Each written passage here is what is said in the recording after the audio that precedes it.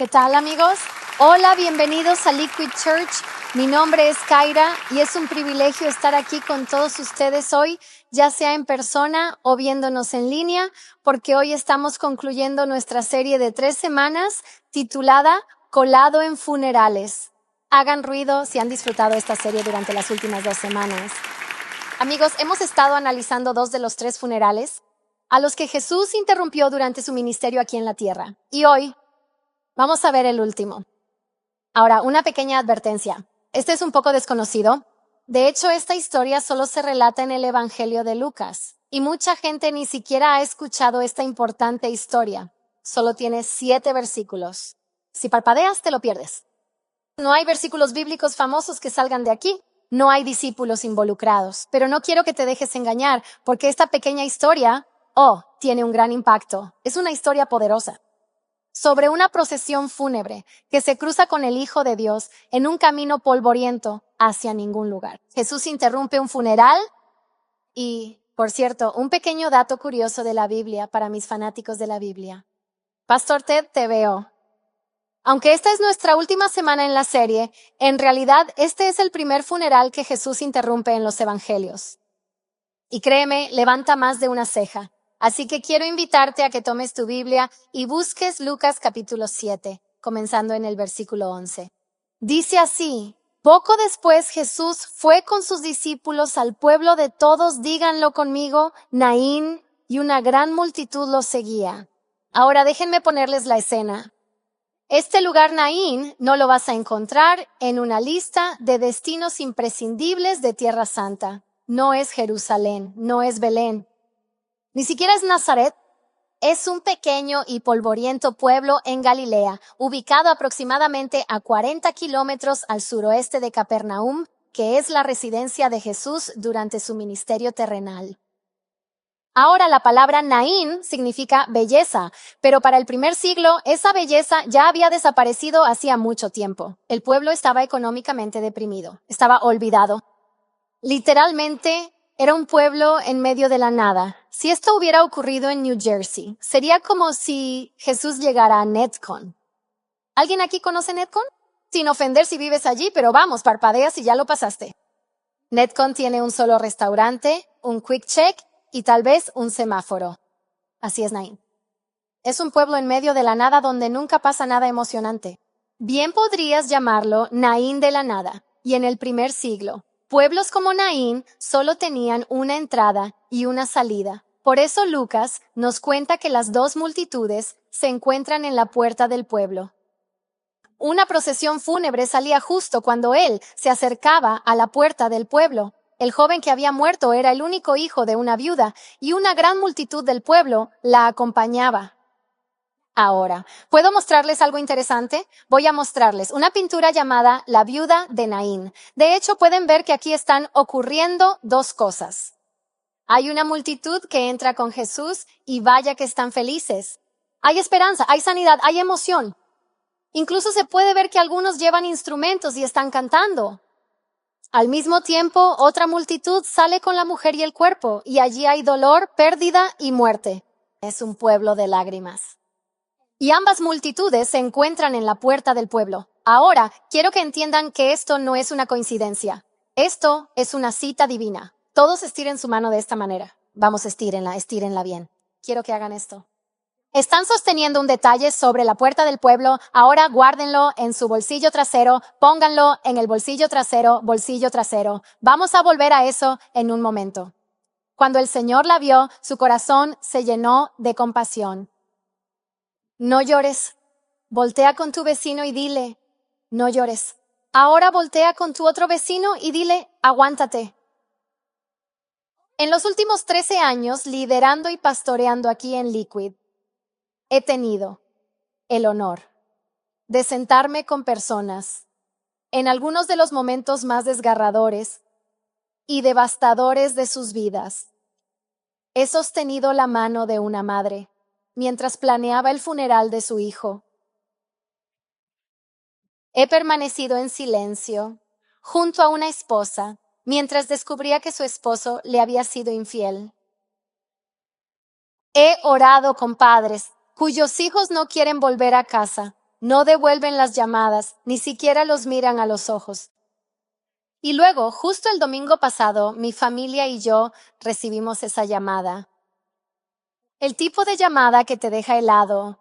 Y cuando contestamos el teléfono, al otro lado de la línea estaba la voz de mi cuñada y ella dijo, se murió, papi, murió. El padre de mi esposo, mi suegro, falleció. Ahora, algunos de ustedes saben que hemos estado con él a la distancia durante unos 5 años mientras su salud se deterioraba. Y a los 97 años de vida, el Señor finalmente lo llamó a casa, así que el jueves pasado por la noche, toda nuestra familia abordó un avión hacia San Juan, a 4 horas de Newark. Recé casi todo el vuelo a casa. Recé por fortaleza para poder acompañar a mi esposo en su dolor. Recé para poder acompañar a mi suegra, quien perdió a su esposo después de 63 años juntos. Recé para poder estar completamente presente. Y amigos, recé para que el Señor guardara mi lengua, así que en realidad no dije nada. Eso solo aumentaría su dolor. Porque si hay algo que he aprendido al acompañar a personas en su duelo, y aún en mi propia experiencia este fin de semana, es que nunca, nunca, nunca le digas a alguien que está de luto. No llores. Las lágrimas son sagradas. De hecho, creo que las lágrimas son oraciones que no podemos expresar con palabras. Son la manera en que nuestras almas dicen lo que nuestros labios no pueden. Y así, cuando leo este momento en Lucas 7, donde Jesús fija su mirada en esta viuda afligida y le escucho decir, no llores, seré honesto, eso me detuvo en seco. Porque para entender realmente el peso de este momento, tienes que comprender lo que significaba ser viuda en el primer siglo. En la sociedad judía, si eras mujer, toda tu seguridad, tu futuro, dependía de los hombres de tu familia. Tu esposo era tu proveedor y tu hijo era tu red de seguridad. Y sin ellos no tenías estatus, ni voz, ni protección. Y sabemos que esta mujer ya había enterrado a su esposo y que era viuda, porque la Biblia nos lo dice. ¿Recuerdas lo que acabamos de leer?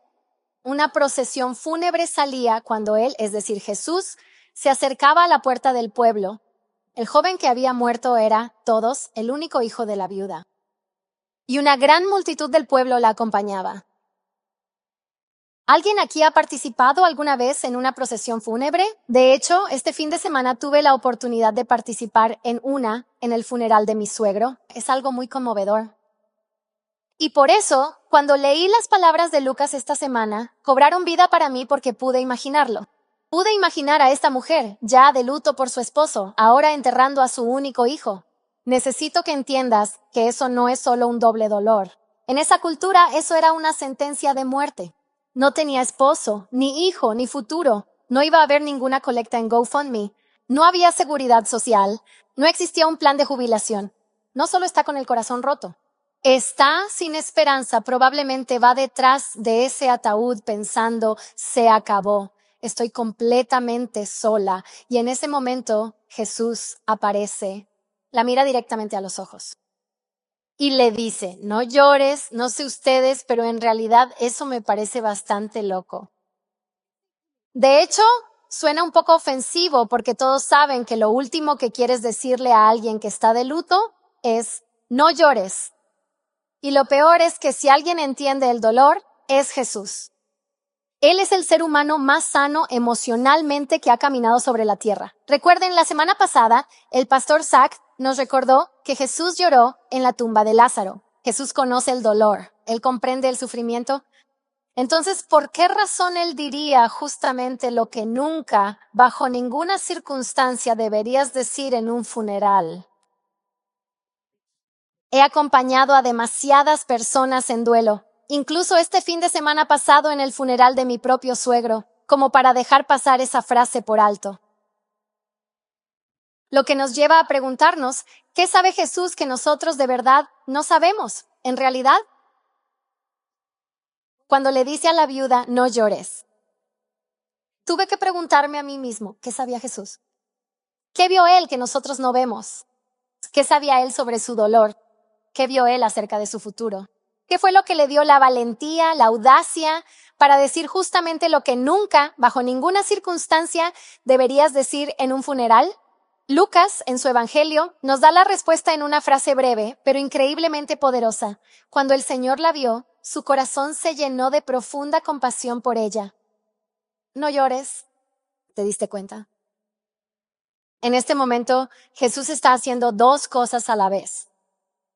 Él está consolando a la viuda y está a punto de vencer a la muerte. Quiero que notes, y esto es muy importante, que Jesús no comienza con teología.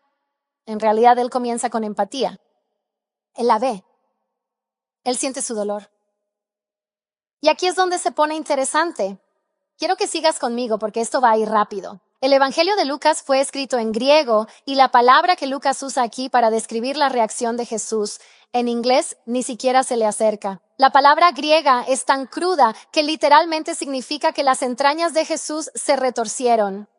En inglés, en nuestra Biblia en inglés, dice, su corazón se conmovió por ella. Pero la palabra que se usa en griego es splagna. Todos digan splagna. En la antigüedad, los griegos creían que las entrañas y los intestinos eran el asiento de las emociones humanas más profundas. Así que lo que Lucas está diciendo aquí es que esto es una compasión profunda que nace de lo más hondo. Significa que el estómago de Jesús se revolvió. Quiere decir que su pecho se apretó. Significa que su corazón se abrió de par en par. Eso significa que esta no es una película destacada. No es Jesús repartiendo un pañuelo con un gesto educado. Lamento mucho tu pérdida. No, esto es crudo. Esto es visceral. Esto es un Salvador cuyas entrañas duelen por una viuda en duelo. Es el Hijo de Dios doblado de dolor por el dolor de una viuda. Verás, Jesús no solo vio sus lágrimas, Él sintió su dolor. Él no solo vio una tragedia, vio el duelo, ese tipo que aplasta el espíritu. Vio el miedo de una viuda a una vida sin esposo, sin hijo, sin protector. Vio su soledad, una viuda caminando detrás de un ataúd, rodeada de gente completamente sola. Vio la desesperanza, un futuro sellado por la muerte. Y entiende, Jesús no solo vio sus emociones, Él también vio el sistema que estaba en su contra, la cultura que le haría sentirse vulnerable, las fuerzas sociales que le arrebataron su futuro. Vio la enormidad de lo que la muerte le había quitado y la magnitud de lo que sería su futuro sin su intervención. Y ante todo eso, su dolor, su miedo, su vulnerabilidad, su corazón se conmovió por ella. Sintió splagna. No es una respuesta sentimental, sino sobrenatural. ¿Cómo lo sé? Me alegra que lo preguntes. Esta no es la única vez que vemos a Jesús responder con splagna a lo largo de las Escrituras. Mateo 9 dice que cuando vio a las multitudes tuvo splagna por ellos porque estaban acosados y desamparados como ovejas sin pastor. En Mateo 20, 2 hombres ciegos le ruegan a Jesús que los sane. ¿Qué dice la Biblia? Jesús tuvo splagna por ellos, tocó sus ojos y de inmediato recuperaron la vista y lo siguieron. En Marcos 8, antes de que Jesús alimente a una multitud de 4,000 personas, dice, tengo splagna por esta gente. Ya llevan 3 días conmigo y no tienen nada que comer. En Lucas 15, el padre ve a su hijo pródigo desde lejos. Y la Biblia dice que cuando todavía estaba muy lejos, su padre lo vio y se llenó de profunda splagna por él. Corrió rápidamente hacia su hijo, lo abrazó con ternura y lo besó con gran afecto. Así es Jesús. Él no es insensible. Él no está distante. Él no es indiferente. Él es el Dios cuyo corazón se conmueve profundamente cuando sus hijos sufren. Lo cual puede ser muy diferente de cómo tú o yo vivimos. Quiero decir, tú y yo tenemos que admitirlo, nos cuesta vivir de esta manera. Vivimos en un mundo que nunca deja de arrojarnos tragedias. De hecho, amigos, esta misma semana, mientras escribía este mensaje, leímos sobre el tiroteo escolar que ocurrió en Minneapolis. Es horrible.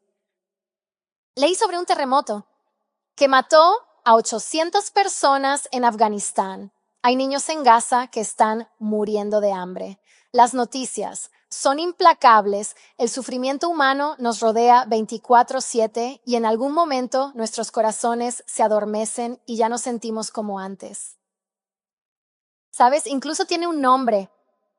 Se llama fatiga por compasión, sobrecarga de empatía.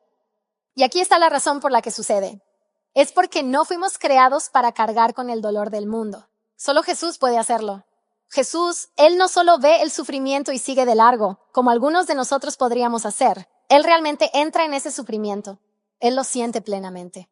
Él responde a ese dolor sin dudar, sin poner límites. Por eso es en ese momento exacto, cuando la viuda piensa que todo ha terminado y que su futuro está muerto, que Jesús aparece en la puerta del pueblo. ¿Recuerdas que te lo mencioné? Guarda ese pequeño detalle sobre la puerta de la ciudad en tu memoria. Todos hagan esto, tómenlo. Lucas no solo está describiendo el escenario aquí. No es solo que incluya, esto es como una línea de relleno interesante. En la cultura judía, la puerta de la ciudad era el lugar de autoridad. Allí se celebraban los juicios. Allí se impartía justicia. Y allí se declaraban bendiciones. Así que cuando Lucas dice que este cortejo fúnebre se encuentra con Jesús en la puerta, está preparando el escenario para un enfrentamiento. De un lado hay una multitud guiada por la muerte.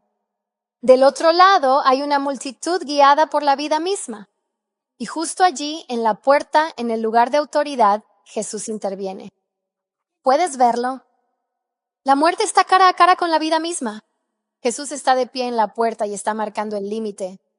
Quiero que entiendas, la gente está llorando. El ambiente es pesado.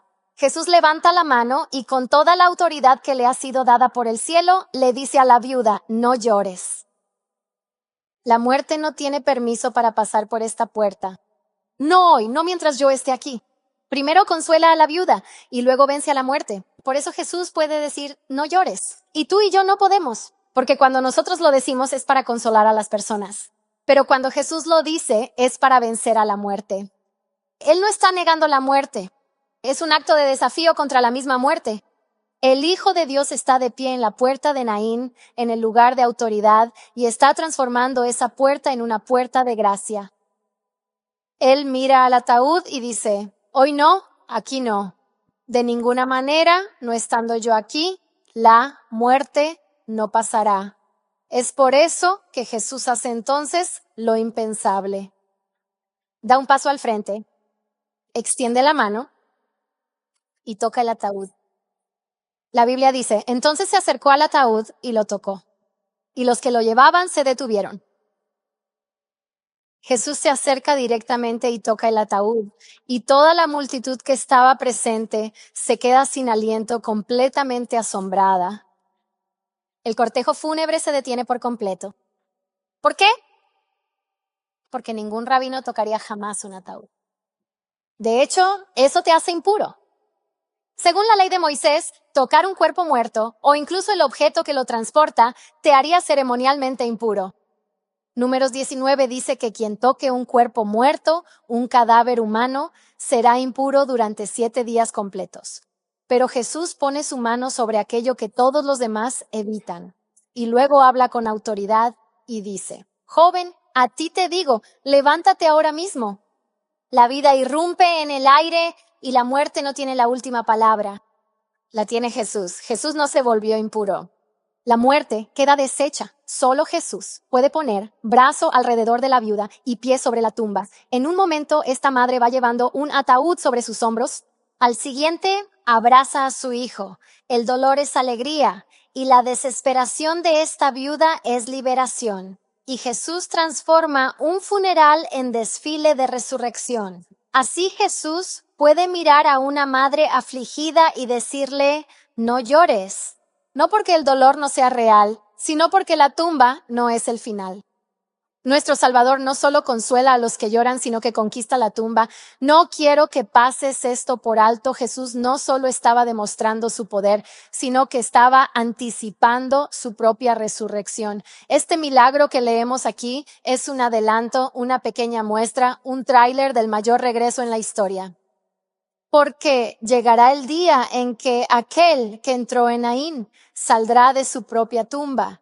Y aún más que a través de su poder de resurrección, nosotros también lo haremos. Así como le dijo a ese joven, levántate, un día también nos dirá a nosotros, levántate.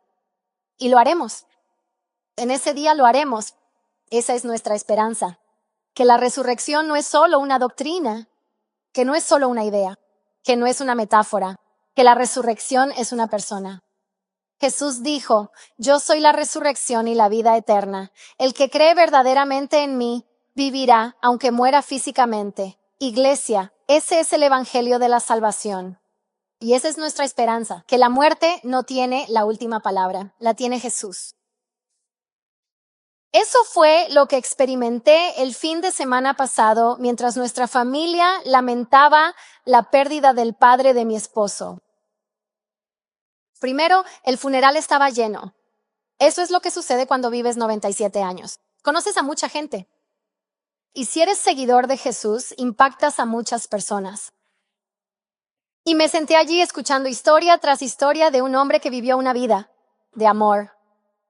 Escuché cómo él, como farmacéutico, se levantaba de la cama en mitad de la noche, abría su farmacia y se aseguraba de que los enfermos recibieran sus medicamentos, ya sea pudieran pagar o no. Me enteré en su vida, cuando se convirtió en abogado, las parejas llegaban a su oficina a solicitar el divorcio y salían reconciliadas. Como los vecinos que no tenían dinero ni nada con qué pagarle en realidad recibían sus servicios y le pagaban con fruta y verduras y él las recibía con alegría. Y luego sus hijos, sus 4 hijos adultos, incluido mi esposo, se pusieron de pie y hablaron sobre su padre. Y mientras cada uno compartía, noté que cada historia era una ilustración de lo que Jesús llamó lo más grande. Los mandamientos, amar al Señor tu Dios con todo tu corazón, alma y mente, y amar a tu prójimo como a ti mismo.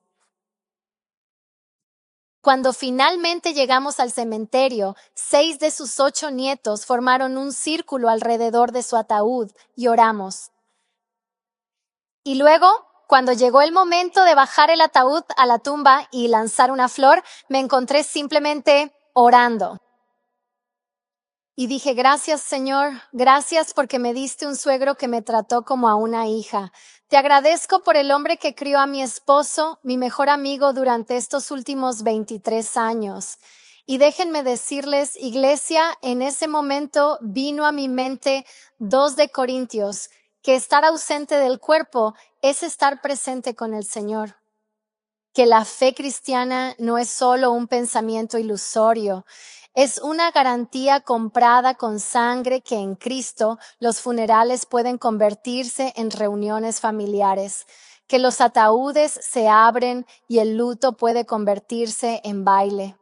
Y la única respuesta adecuada ante todo esto es adorar, que es exactamente lo que sucede al final de nuestra historia. De hecho, leemos que el niño muerto se sentó y comenzó a hablar. Jesús se lo devolvió a su madre. Un gran temor invadió a la multitud y alabaron a Dios diciendo, un gran profeta se ha levantado entre nosotros y Dios ha visitado a su pueblo hoy. Y la noticia acerca de Jesús se difundió por toda Judea y la región circundante. Vamos, iglesia, denle alabanza a Dios si creen en el poder de su resurrección. Pero escúchenme ahora. Esto no se trata solo de una viuda de hace 2000 años. Esto se trata de ti. Y algunos de ustedes entraron hoy aquí cargando sus propios pequeños ataúdes. La muerte de un sueño, la muerte de un matrimonio, la muerte de un familiar o de una familia, la muerte de una carrera o de un trabajo. Y vas siguiendo ese ataúd pensando que todo terminó. Pero quiero que sepas que Jesús quiere encontrarse contigo en tu propia puerta de dolor y convertirla en una puerta de gracia. Que hoy quiere decirte las mismas palabras que le dijo a la viuda. No llores. Jesús no está minimizando tu dolor. En realidad, Él está rompiendo el poder de ese dolor. Él no está minimizando tus lágrimas. Él promete que habrá resurrección. Nuestro Salvador no solo consuela a los que lloran. Él conquista la tumba.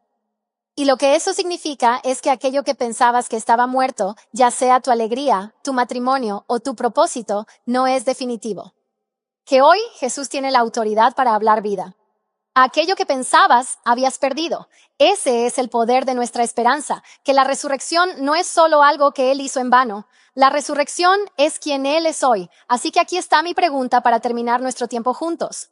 ¿En qué área necesitas que Jesús hable hoy su esperanza de resurrección y vida? Ahora, para algunos de ustedes, saben exactamente cuál es ese pequeño ataúd. Podría ser una relación rota, un sueño muerto, una esperanza perdida. Si ese eres tú, de hecho, quiero invitarte a levantar tu mano ahora mismo como señal de rendición, como una señal de confiarle a Jesús aquello que crees que está muerto en este momento de tu vida. Y decir, Jesús, aquí está. Te entrego lo que está en mi ataúd. Y mientras levantas tus manos en señal de entrega, quiero invitar a todos ustedes que me escuchan a ponerse de pie y orar conmigo. Jesús, te doy gracias porque tú eres la resurrección y la vida. Te doy gracias porque hoy podemos regocijarnos en el conocimiento y la verdad de que en ti las cosas que están muertas vuelven a la vida. Te entrego todo aquello en lo que las personas están pensando, Señor. Sus sueños de tener una familia, sus sueños de un matrimonio, de tener hijos, de tener un trabajo, una carrera, cualquiera que sea la esperanza que la vida haya extinguido, oro para que hoy, Señor, de manera sobrenatural, tú realmente soples vida de nuevo en esos planes, en esas relaciones, en esos sueños, en esos esfuerzos, que las personas realmente puedan sentir, Señor, un aumento sobrenatural de lo que tú tienes para ellos, que es bueno. Señor, tú eres un Dios bueno. Y hoy te damos gracias por la esperanza de la resurrección. Es el ancla de nuestra fe. Te damos gracias por ello. Y todo esto oramos en el nombre de tu Hijo. Amén. Gracias por ver el canal de YouTube de Liquid en español. Ahora no queremos que te detengas aquí, sino que quiero invitarte a que seas parte de nuestra comunidad en línea. Suscríbete a este canal para que no te pierdas ni un solo video o transmisión en vivo. También te invitamos a visitarnos en persona. Ofrecemos servicios de Liquid en español en Nueva Jersey. Solo tienes que visitar a liquidchurch.com/visit para obtener más información. Gracias por vernos y que Dios te bendiga.